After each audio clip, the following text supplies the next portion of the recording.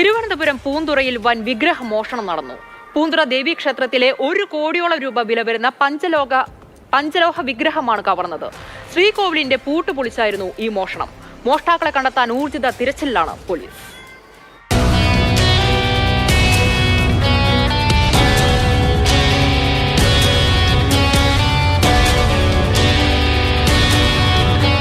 രാവിലെ ക്ഷേത്രം തുറക്കാനെത്തിയ പൂജാരിയാണ് മോഷണ വിവരം ആദ്യം അറിഞ്ഞത്. ക്ഷേത്രത്തിന്റെ ശ്രീകോവിലിന്റെ വാതിൽ തുറന്നു കിടക്കുകയായിരുന്നു. പൂന്തുറ ദേവി ക്ഷേത്രത്തിലെ പ്രധാന പ്രതിഷ്ഠയാണ് മോഷണം പോയത്. പഞ്ചലോഹത്തിൽ നിർമ്മിച്ച 32 കിലോ വരുന്ന വിഗ്രഹമാണ് 1 കോടിയോളം രൂപ വില വരുമെന്ന് ക്ഷേത്ര ഭാരവാഹികൾ പറയുന്നു. ഓരോരുത്തരും ഓരോ വീട്ടിൽ നിന്ന് ഓരോ പവൻ 2 പവൻ കൊടുത്ത് സ്വർണത്തിന് വില കുറഞ്ഞ സമയം അത് ചെയ്തതാണ്. അതിൻ്റെ വിഗ്രഹത്തിൻ്റെ പ്രഭ ശീവേലി വിഗ്രഹം ഇത്രയും സാധനമാണ് മോഷണം പോയത്. രാവിലെ പോറ്റി വന്ന് ഇങ്ങനെ നട തുറന്നപ്പോൾ കിഴക്കേ നടയിലും പോയിട്ടുണ്ട്, തുറന്നു കിടപ്പുണ്ട്, ഫ്രണ്ടിലും തുറന്നു കിടപ്പുണ്ട്. രാത്രിയിൽ പെയ്ത കനത്ത മഴയുടെ മറവിലാണ് മോഷണം. ശ്രീകോവിലിന് ചുറ്റും മുളകുപൊടി വിതറിയിട്ടുണ്ട്.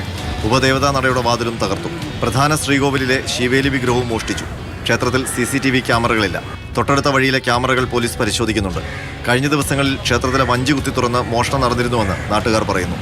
പൂന്തുറ പോലീസ് അന്വേഷണം ആരംഭിച്ചു.